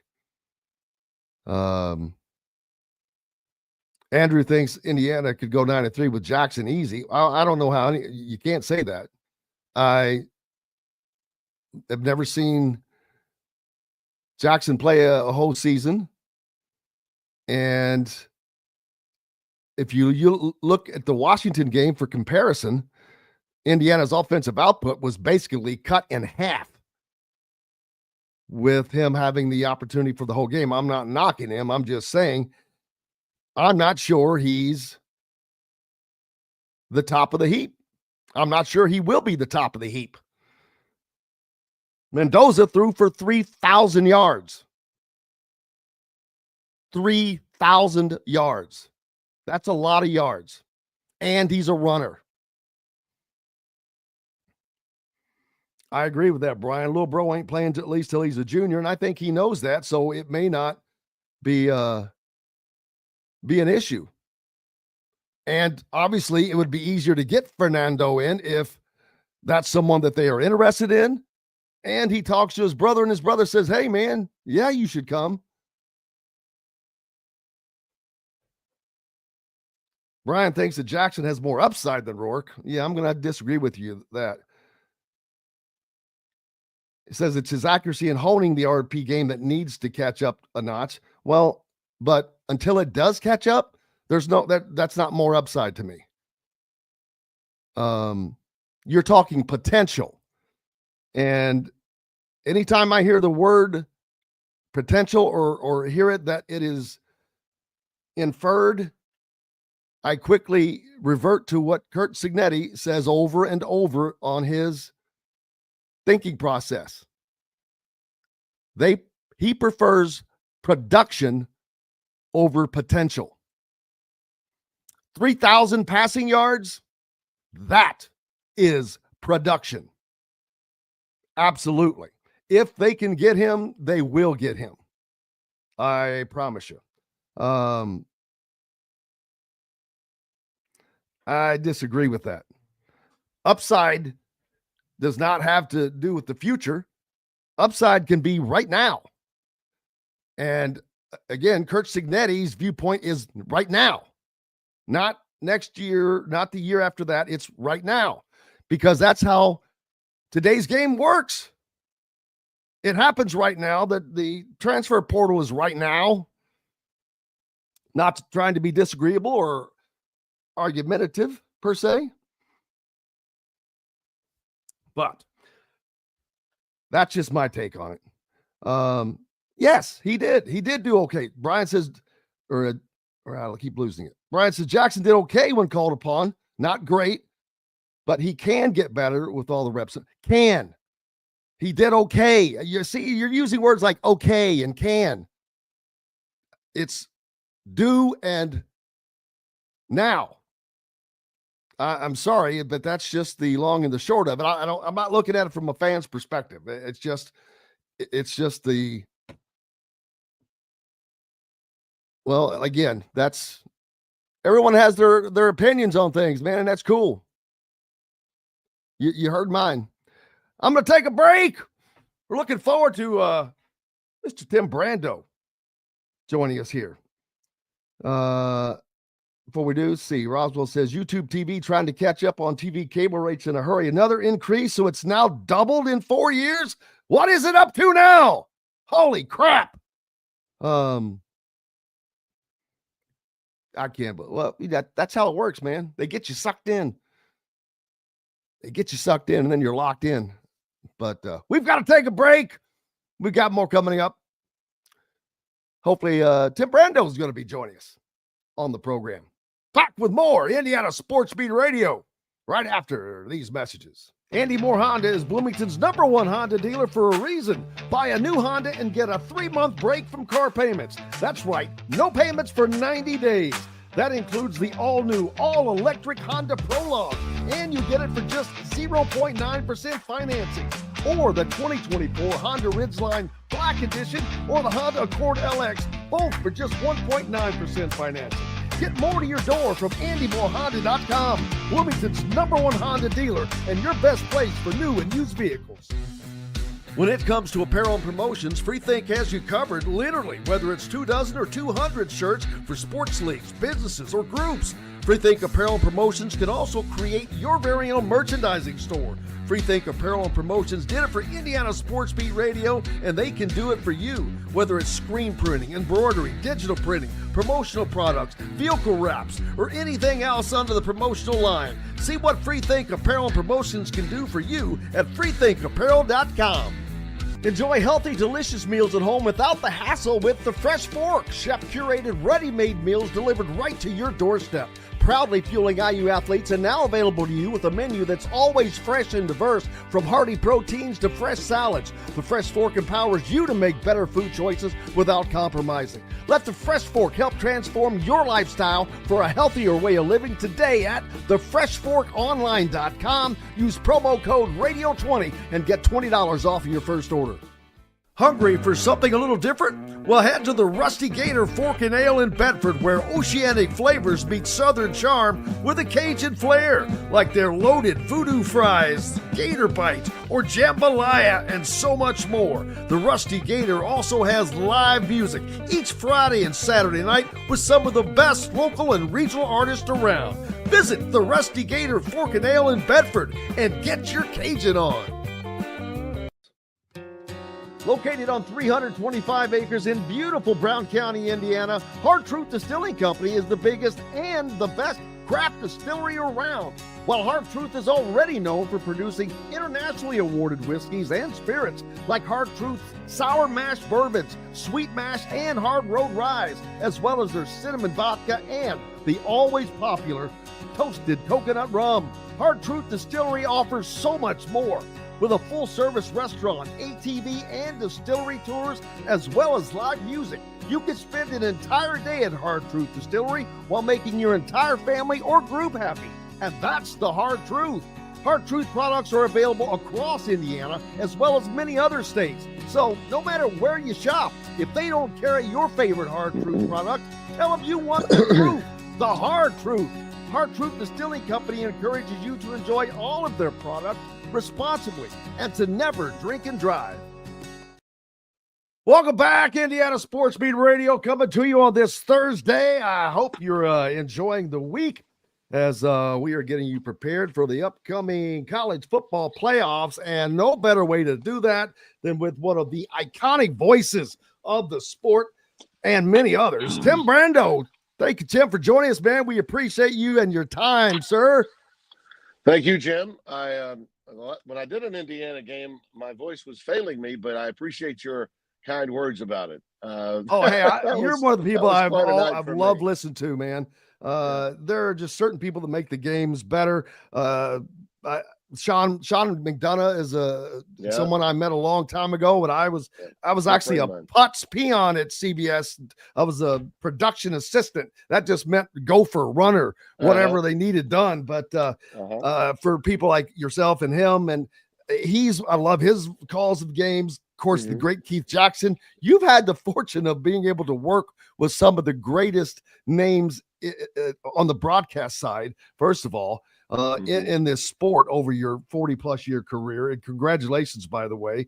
Thank you. Not everybody can do that. Not everybody has to do it. If they could, they would. You've been doing, whether it's ESPN, CBS, Fox, and of course there are others, Raycom, and many others along the way. But your career has been incredible, man. Yeah, I even spent 3 years at Turner in the mid '90s when I did the Braves and the Hawks, and also the NBA. So yeah, I had trouble keeping a job, but I did manage to get hired. So that's the good news. I did stay at CBS for 18 years. That was a nice run, and Fox. It's now I'm finishing my 11th year. So I was like, are you in your 10th? So you're in your 11th year with Fox? I'm it doesn't seem like it's been that long, man. Yeah. I came to Fox in 2014, so this was my 10th season to start in 14, and then next year in 25 will be my 11th season that I'll be starting at Fox, and I'll work at least through a 12th year there. So I've got 2 years left. And I'll hit the 70 mark by that time in age, and I'm 40 years in. As of my first game ever nationally was a Duke Virginia basketball game with Dickie V, January 5th, 1985. So I'm just a little over a month away from my 40th anniversary on national TV, Jim. So it's a plateau. It's something that I was shooting for, something I'm really happy about having accomplished. And through those years, it's funny, every time I did make a change, it was always for the better. That's the other good news. There were highs and some lows, some things that I learned along the way. I'm writing a book about it, and hopefully I'll have it out in the fall of 26. And more of a how to do it, not really a how to do it, but how to, what steps you don't want to take, things that you want to stay away from if you want to have. And you have given me this like 5-10 years ago. It's the journey is different for everybody. The journey is absolutely different for everybody. As much as you're started from Shreveport, Louisiana. For those that think everyone has to be this and that, Tim started at Shreveport, Louisiana in school and just worked up through the ranks like it used to be done. And my home here in Chateau Brando is in Shreveport. So I brought my wife back home, where we married after three of my first 9 years at ESPN. And that was a smart move too. I've made some good moves. I've made some mistakes, and was very blessed to have doors open for me when those mistakes were made. So, I've been blessed. It's a very competitive business, and tough at times, but the job is great. The job is so much fun that if you love it, and I do, I don't see, I do see the finish line. I've said that before. I said it when I went to Fox and I got my second contract. I said, I can see the finish line here, but I don't think I'm finished. I think I'm doing some of my best work. I think I'm doing some of my best work right now. I don't want to overstay my welcome. If I believe that I'm beginning to slip or I'm not, I'll tell you the best way to put it, Jim, is if you're going to the airport, because travel is what normally gets all of us out of the business. If you're going to the airport and you suddenly decide, gosh, I wish I wasn't going, that's when you know it's over. Yes. Because I'm giddy about every event, every opportunity I have. Even though I had lost my voice after the Boise game, we're flying into Minneapolis after the game at Boise. Then we're flying to Indianapolis. Then I'm taking a drive into Bloomington at about 11 o'clock. We get to the hotel there, the Graduate, at about 11:30. The Georgia Tech game is going into about the sixth overtime. And I'm watching that game with Devin. And I'm thinking, hey, my voice, after I get some rest, my voice will be back. And it sort of was on the day of the game. And then we get to the stadium. And as you know, it was snowing. And it was it's an open air press box at the stadium there in Bloomington. And as we were coming on the air, we were doing the rehearsal, and I went, oh God, I feel it. I feel great, but the voice is failing me. Fortunately, Devin picked me up, and you laugh rather than cry. You apologize for the sound, and then by about halftime, I had found the right octave so that I could call the game. And I was doing the honey and the tea and the lozenges. I was doing everything. But I didn't get too many complaints from the Indiana folks. And I guess when you're winning 66-0 over your rival, that probably helps. But that's not good for the voice, though, when they're scoring that many points. So, huh? And a long game. Yeah, a long game.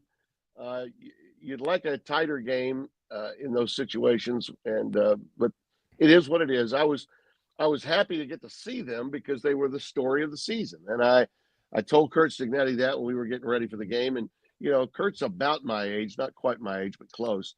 And we were meeting earlier that week because we had to do the 2 games. So we talked to him like on a Monday or Tuesday of the week. And he said, Tim, I'm so happy to finally have you on a game. It's great to work with somebody that I know has been around longer than me. That doesn't happen much in my business. And I said, I appreciate that, Coach. I said, I would have loved to have talked to you at Alabama, but you know how Saban is. He won't let the assistants talk. And he knew that. And we chuckled a little bit about it. So it was great. I think you guys are going to win this game. I like Indiana to beat Notre Dame. I do. And I think the quarterback, I had seen him in Ohio. We opened our season with Ohio and San Diego State. Spencer and I did in 23. And he looked good and got hurt in that game in the second quarter. But I was really impressed with him when meeting with him and when he played. And so he's a transfer that really did pay huge dividends. And then when you look at that entire team of JMU guys and transfers, you see what Cignetti did. He brought a collection of winners from a program as the foundation of his program. And it worked big time. And I think you're just going to see more of this at Indiana. So I think the matchup is perfect. I think he's playing with house money. He knows that. All the pressure's on Notre Dame. And Indiana is still a program that has a lot of doubters nationally. And I think this is a game where they can really prove a lot of the critics wrong. And he's going to use that he's going to use that big time as an emotional tool to get this win. I really believe it. Absolutely. I've said it many times after the Ohio State game and since then. Anytime if a question comes up that has Ohio State in it, you can see the hairs bristle on Cignetti. I swear. Yeah. I'm like, you know what? I'm not asking any Ohio State questions anymore. It's just like, man, he just. But I think that they want part of getting this win will help vanquish that disappointing performance. Yeah, and you know what? If you look back at the game, he is right. The first drive was awesome. Then the concerns begin to creep in whenever what happens, a mistake in special teams. And then you have another mistake in special teams. In a game that, midway in the second quarter looked very manageable is all of a sudden a 3-score game. And now it's like shockwaves hit you. And a lot of I don't care who you are or how experienced your players are in that environment, first time really on the road, that was the point in which you knew that not having had the road experience against the top tier team had become a problem. And I thought the bounce back was something that was going to be really important for them. And we saw that in spades in the next game. So I think they're fine. And I don't think that having played in Columbus, Ohio, nothing at Notre Dame Stadium is going to shake them. I think they'll be fully prepared. And I just think they match up better against Notre Dame than they did against Ohio State. Why the Buckeyes played the way they did against Michigan? Who knows? That's a Twilight Zone game. But I do think I think Indiana is a team that just is made to order for an upset here, and I think we're going to see several of them in these playoffs. Jim, I think Tennessee is a great matchup to beat Ohio State. They're used to that noise. Yeah, they are. Yeah. And I think SMU is going to give Penn State a hard time. I'm not picking them to win it, but I think they're going to give them a really hard time. And Boise State and Arizona State that are sitting there in a weight position, for the next round, I love what they've got in front of them. I think Arizona State could give Texas or Clemson. I think they could beat them. And I think Boise State can be a winner on their end of who they're going to play. So it's going to be crazy, and it's going to be a lot of fun. Since you were at Fox, have you done any of the Arizona State games this year? At Scattaboo. No, Scattaboo. You got to say Scattaboo. Scattaboo. Scatta does. Scatta will. Scatta touchdown. Yeah. Had him last year against USC. I want to say it was week 4. And Dillingham was down to his 4th string quarterback. He had a bunch of injuries early. So they haven't won a game, and they're playing SC. This was, I think, the first time I saw cracks in the armor for the Trojans. Caleb Williams was the returning Heisman winner. They were undefeated. They're ranked like 7th in the country. They go into Tempe, and Arizona State played their butts off.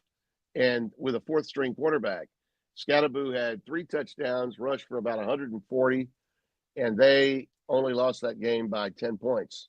And they were down at one point by, I think, 24, and fought to within 6. They close to within 6 points before losing the game by 10. And I was very impressed with what Dillingham was doing. And then this year he picks up a quarterback, and that guy's a quarterback whisperer.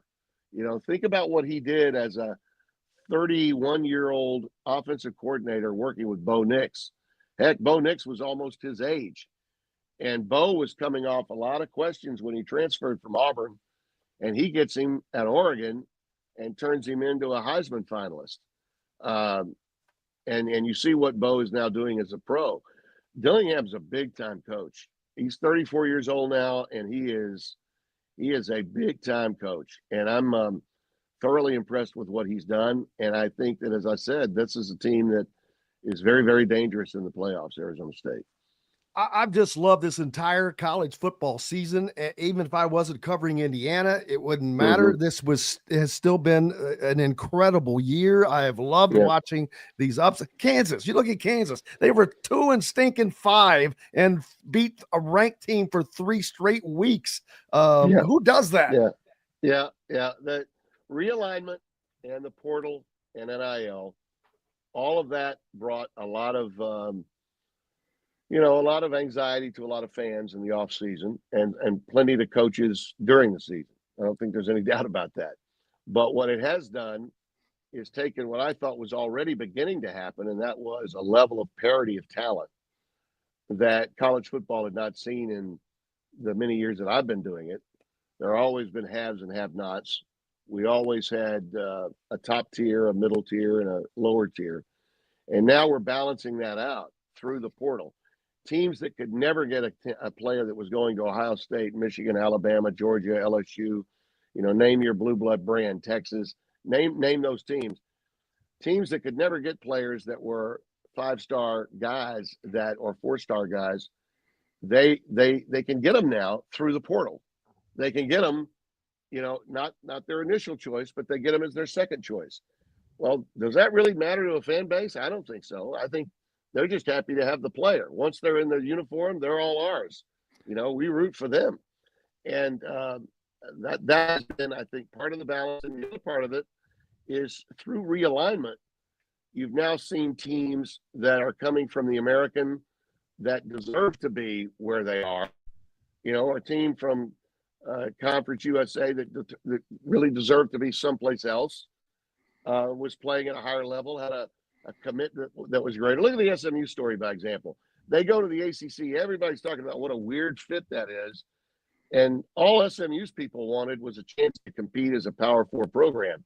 They turned down the ACC's TV money. They said, we'll forego the cash. Give our money, distribute it to Stanford and Cal. We don't care. Our oil barons in Texas that were trying to build back from the death penalty in the 80s, we just, by God, want a chance to beat people. And that's exactly what they did in the ACC. They go in there and win every game until they got to the conference championship. And even then, when they were down, they were not out. And that comeback in the second half is what got them in, pushed them over the top, and knocked Alabama out. Yeah, one thing I say it constantly, winning cures everything. And Sure if you don't does. believe me, look at Indiana and their fan base, because you could barely have paid people to go to Indiana games. And then you had to pay to get into an Indiana game, especially the tech. Have you seen the ticket prices for on the secondary market for Indiana Notre Dame? You could go to all three of the other early round games for in total for less than you could go to the IU Notre Dame game for. Yeah, it's the hottest ticket. And speaking of it, you were talking about Sean McDonough, your respect for him. I talked to Sean Monday, and we talk, pretty regularly, he and I, and we're good friends. He started at ESPN right out of college doing Ivy League football, and I was hosting Game Day, the original Game Day back then in 1987, and he and Bob Cassiola, the old Princeton coach, did Ivy League football. I mean, he was a kid. He's like 20. I was 29, so he was like 22 or 3. I've got about 6 or 7 years on Sean. and he was right out of Newhouse School at Syracuse, and he's doing the Ivy League games. And that was back when we were just starting out. We just wanted to have a football game to put on after game day, and Ivy League was what was available, so we went and bought it. And Bino Cook loved it because it meant we got to have the game between Harvard and Yale, and we had fun with that. But then we had our big time games later in the day in the afternoons, and we wouldn't get off the air until after the last PCAA game between San Jose State and Pacific was played at 1 o'clock in the morning. Those were the grand old days of the start of ESPN. Yeah, and like yourself, one of the absolutely nicest people in the business. Sean, also one of those people that, because I've had fortunate to work with some others, and there are some that are not. Trust me, people. So it is a very noticeable thing when with people like yourself. You are just very engaging and accommodating. And again, I cannot thank you enough for your time today, Sean. I chatted with him as well. He's supposed to join us next week. He's actually on the game call for Indiana Notre Dame. Yeah, he is. A cool thing for him. Yeah, and that is the best game. It's the best matchup, I think, of the first week, and he knows that.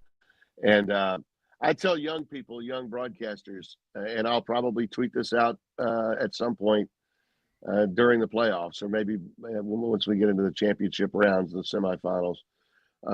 If you want, I've been a performer of sports both in the studio as well as on games, and not a lot of people can do both. So I've been blessed in the sense that I've done a lot of both. But one of the reasons why I love working at Fox and probably would like to go a little longer than the couple of years that I currently have on this contract as I approach age 70, not this year but next, is because I was in the studio and I wasn't at the games for so long. I was pining away all those years. I did a lot of basketball on the road, but in football season, I was almost always in the studio when the biggest games were being played. And so I missed it. I wanted to be at the game, but my talents at that time enabled me to do both, and it created opportunity, and it was good for my career. It really was, no doubt about it. My visibility was enhanced by being on camera a lot more in the studio. But I always fashioned myself, and my hero was Kurt Gowdy coming up. That's who I wanted to be like when I was a kid. So now I'm finally getting to do that and impact and influence the business this way. Sean's only been in the studio. Only been on games all his career. And as a result, having done literally the phone book of sports, his hockey calls are tremendous. I think if a lot of people thought when the NHL tabbed him as the number one guy, they were like, really? I've not seen him do that. Well, he can do it. He can do it well. He's from the Northeast. He's from Boston. Of course he can do hockey. He's a Boston guy. Yeah. And I actually tried my hockey at the amateur level when I was starting out at ESPN doing the U.S. Olympic Festival. And I had to go learn the glossary for the sport. I could keep up with the players and the line changes, but when the whistle blew, I didn't know the difference between icing and offsides. I didn't. That's so funny that you're saying this because I used to be a TV sports anchor, Tim, and I remember one of the places that I landed, they had this junior hockey team, but that was that's what they had, and they were all jacked about it.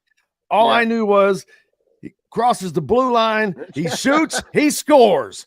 That was it. That's all I needed. I would keep the highlights short, and that was it, baby. And that's all I knew, and that's not much more than I know today, to be honest with you. But anyway, I loved doing different sports, and hockey was one of them in my youth.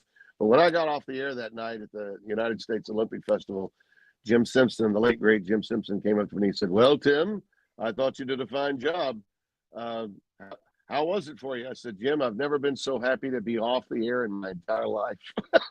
I just got through it. You know, I knew I was on a learning curve, and I had a guy spotting for me that when the whistle blew, it wasn't that he was spotting players, he was spotting the glossary for me.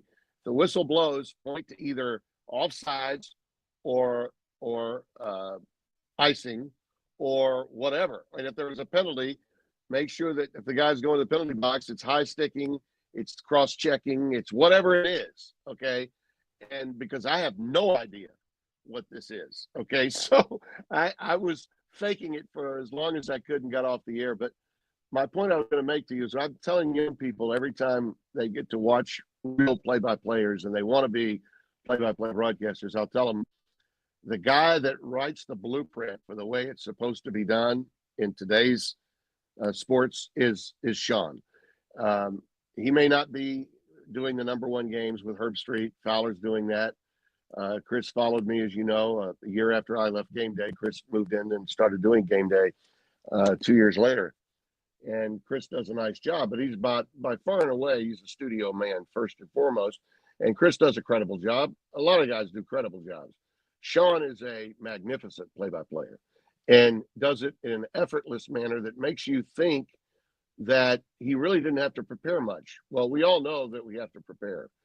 He makes it sound as though he really didn't have to prepare. That is the art form of what we do, is to make it look and appear easy when it's not. And, he gets just the right amount of information about the individual player. He stays on top of the game, and he puts the analyst in the best possible position to be the most effective he can be. And that's all you want to be able to do as a play-by-play guy on television. Well, you're one of the best to ever do it, man. And again, I cannot tell you how much I appreciate you taking the time.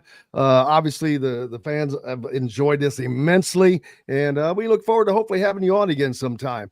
I'd love to do it. I'd love to do it. It has been an absolute blast. You were one of the iconic voices of sports, and I'm grateful that I had the opportunity to have you on. I wish I'd have gotten to meet you back when I was putzing. You came to CBS, I think, about 4 years after I was gone or not doing anything with them anymore. But appreciate it so much, brother, and hopefully we'll talk to you again soon.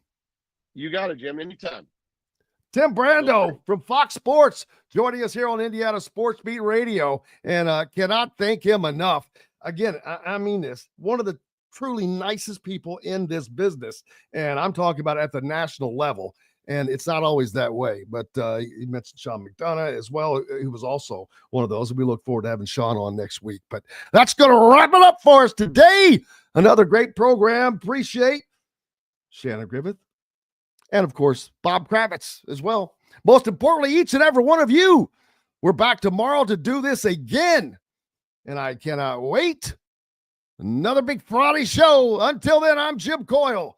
I will see you on the radio. Thanks for listening to Indiana Sports Beat Radio. Be sure to subscribe to our YouTube page for more clips and team coverage of Indiana basketball, football, and more. You can also find full episodes and tons of other content on thehoosier.com. We'll see you next time for another edition of Indiana Sports Beat Radio.